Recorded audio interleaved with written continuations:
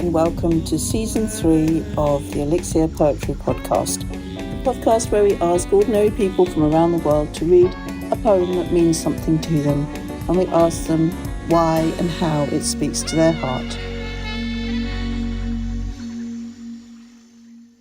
Hello and welcome to the Elixir Poetry Podcast. Today we are incredibly lucky because we're talking to an American poet called Dawn McMahon, and she's come to talk to us about which poet?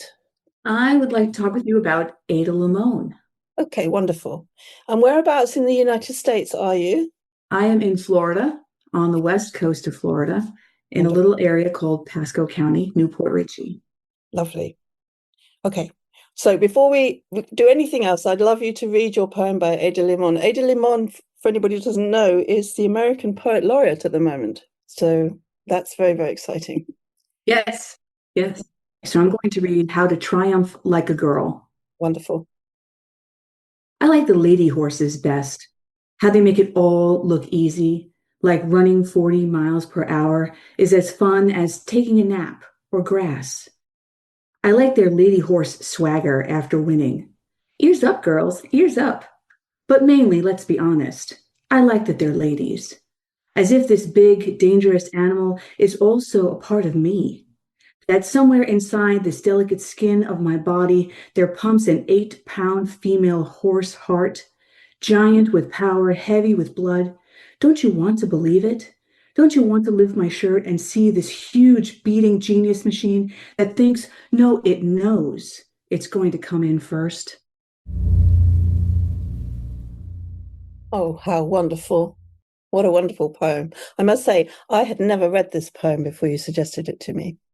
So, Dawn, tell me about why you love this poem. I love this poem for a couple of reasons. First of all, I mean, it's about lady horses. How could you not love a poem about lady horses? But in particular, Ada Limón is really important to me. I went back to college as an adult. So my early experiences with poetry was in American high school, which, if you know anything about American high school, is 17th century, male, white, Yeats, Shakespeare, all those sorts of things. And I love those things. I am a huge fan of the Bard. You know, some of my favorite poems are Shakespeare's sonnets and John Donne's Holy Sonnets, but I never really had a good introduction as a young person to more contemporary poetry. So fast forward, I had to get a job right out of high school. I returned to college as an adult, single parent, 2 kids, and I was very fortunate to have some fantastic English professors at the College of Staten Island, which is a city of New York, tiny little college that nobody really goes to. But I was a working adult and I needed to have a school that was going to work for me. And I started to see more contemporary poetry, beat poets, things like that. But still, I wasn't reading anybody who was writing right now until I went back to school again later in life, fairly recently. I graduated in 2020. And I went to the University of Tampa for a master's in fine arts. Now, fasting forward even further, my kids are grown, they've gone to college, and I have an opportunity to invest in myself in a way that I really hadn't had in over 2 or 3 decades. And rather than getting a practical degree in emergency management or something related to my career, I get an MFA. And in my first semester, I meet Ada Limón, who was part of the lectory series, one of the invited professors to come and speak for our sessions. And one of the poems she read on the first night she was there was this poem. And that program and her both opened my world to an idea about poetry that I didn't have before. I've had the fortunate opportunity to meet Ada Limón 3 times.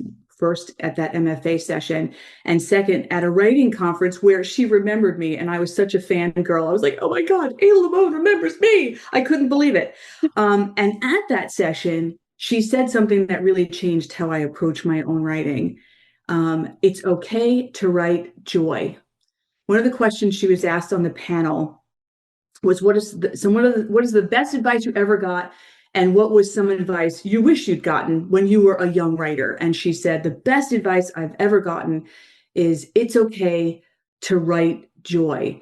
A lot of contemporary poets, it's heavy, it's certainly heavy. And she was like giving permission to go ahead and write joy. And then the piece of advice she wished she had gotten was, I wish somebody had talked to me about money because I spent so much of my career broke. Thankfully, I have a career that pays the bills other than my poetry, which is nice and very liberating. But it really opened my eyes to a whole world. And she started to talk about other poets that she was reading and that she loved. And I started reading all of these poets and had permission to write differently than my picture of poetry prior to that. That's wonderful. That she sounds so inspirational. And it's so amazing when you find that actually the context of poetry is your own context. That you don't have to be someone from the 17th century or 18th century, that actually poetry is for now as well. And poetry also is for women and for everyone.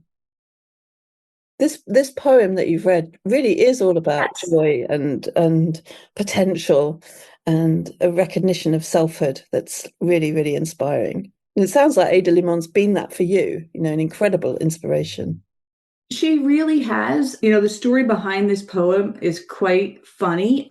She is from New York City and meets her now husband, who is a Kentucky horse farmer, on the train. He was in the city for work. So she marries him and moves to Kentucky. So here's this New York City girl, very much like me. I'm also from New York City. I moved to Florida into a very rural, pastoral kind of environment after having been a city girl. So I understood that transition. It really spoke to me. Yeah. She goes, and here I am, I'm surrounded by grass and horses, right? And for the very first time, she attended the Oaks, which, for anybody who knows about horse racing, is a race of only mares. Oh, And she watches this horse race of only female horses and is just awestruck. And that was the inspiration for this poem. Like, I want to be like wow. a mare in the Oaks Yeah, and know that I can win. that's incredible. It was just, I just loved it. The story, the poem, all of it. And, I've worked my whole career in a very male dominated field. My pay the bills job is safety, security, emergency management, and now business process improvement. Not very poetic. Although I have written some poems about OSHA, but that's another story for another day.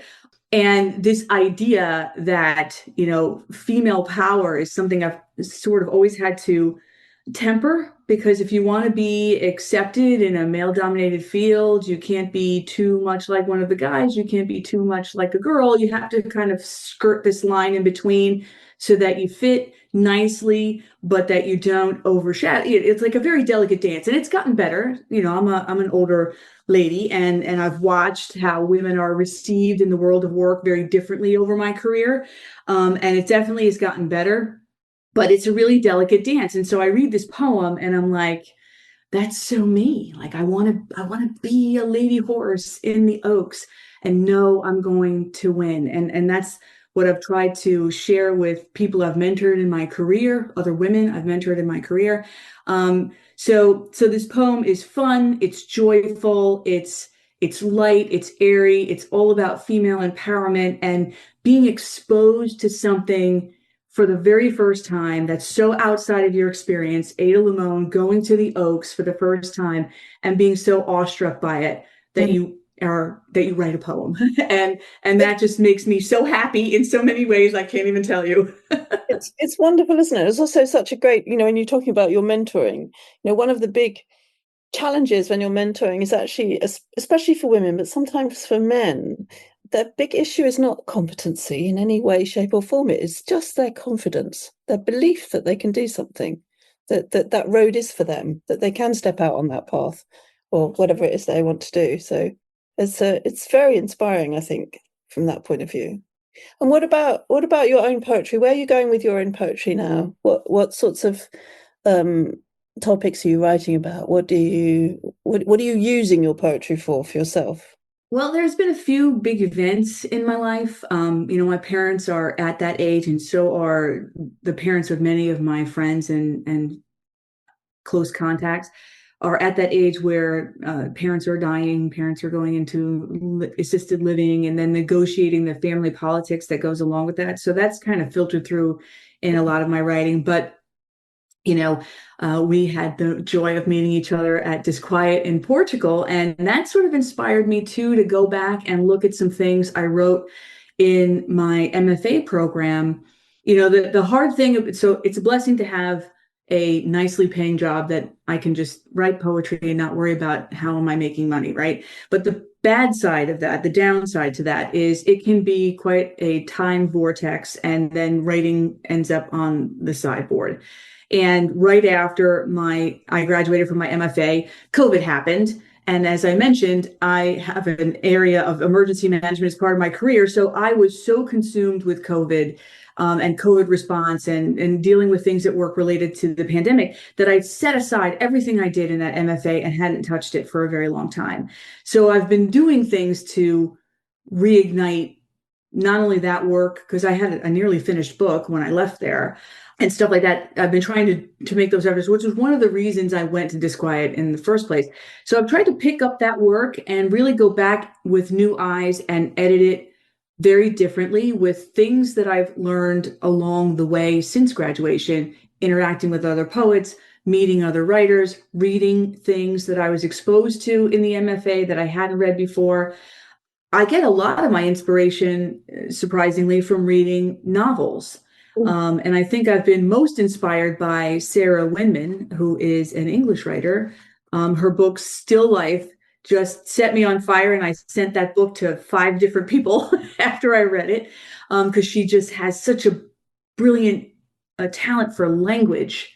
And crafting a sentence that just makes you want to drop the book, and I'm trying to take all of that and go back to my older work and pick out what I think fits into a collection I'm working on now and finish it so I can make a submission.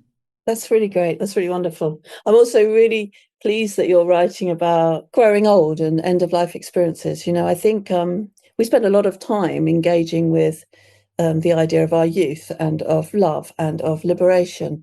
But actually, one of the key themes I would have thought of all literature is our relationship with death, our relationship with our mortality. And I think it's a really important area to be working in. So I'd be really, really happy to read any of the poems that you write about that. That'll be really amazing. Dawn, thank you very much for talking to us about Ada. Would you like to read that poem again to us? Because it's so wonderful. Yes, I would love to read it again. So, How to Triumph Like a Girl by Ada Limón. I like the lady horses best. How they make it all look easy. Like running 40 miles per hour is as fun as taking a nap or grass. I like their lady horse swagger after winning. Ears up, girls, ears up. But mainly, let's be honest, I like that they're ladies.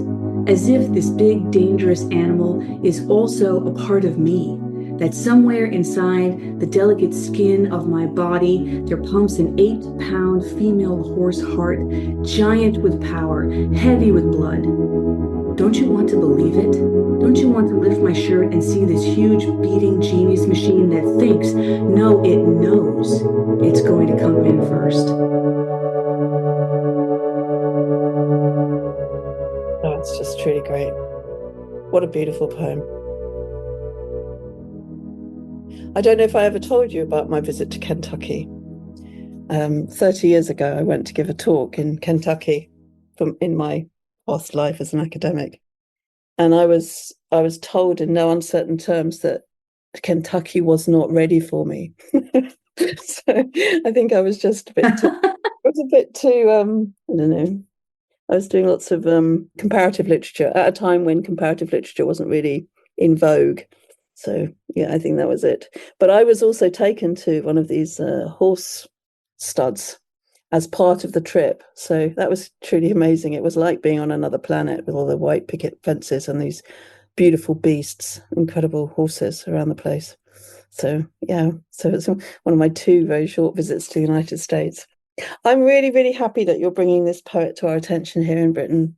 And for our listeners, I will put links to some of Ada Limon's work and to her website on the page about the events, Dawn.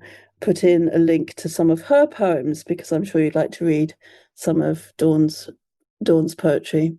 The other reason I think you're so inspirational, Dawn, is that you have, if you like, come to your poetry writing later on, and you haven't set up as a poet as a 20-year-old. You have come into it as part of your life experience and built on it.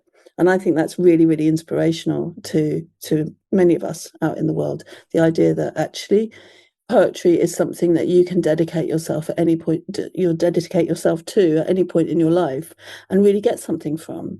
Whether that's to use your writing as a way of working through different levels of trauma, or coming to understand yourself better through poetry, or simply through, as you've been talking about, discovering the joy of words, the joy of language, and joy in writing. I think that's lovely. So I'd like to thank you for that. Absolutely. Absolutely. Poetry is for everybody, and you don't have to go to school and you don't have to get an MFA. I choose to do those things because I wanted to take an adventure in literature, but just write what's in your heart, write what's on your mind, write if it's heavy, write if it's joyful, just put it on the page. It doesn't matter how old or young you are. There is such joy in expression, and you might surprise yourself, because things that I thought were garbage that I went back and read later, I went, oh my gosh, that's pretty cool. You will surprise yourself with what you have to share and express. I also really like Ada Limon's expression of "it's okay to write joy," because my daughter has just got engaged, and she's asked me to write a poem for her wedding, which was very daring of her, because normally my poems are so miserable, so angry, so this will be a challenge for me to write something purely joyful. So yeah, I'm looking forward to that. Thank you. Well, you have permission from Ada Limón. Write Exactly. that joy. Exactly. So thank you very much, Dawn. I will. I'm sure our readers will be really happy to have listened to you today, and thank you for calling us all the way from America, as Joan Armatrading would say. If you're a regular listener and are enjoying the podcast, it would mean the world to me if you could hit the follow button on your podcast app, and if you have a moment, leave a review and a 5-star rating. Remember, you can find the poems that feature in each episode on my website, helenwing.com. If you'd like to support the production costs of our Elixir Poetry Podcast, please feel free to buy me a coffee. Thanks for listening.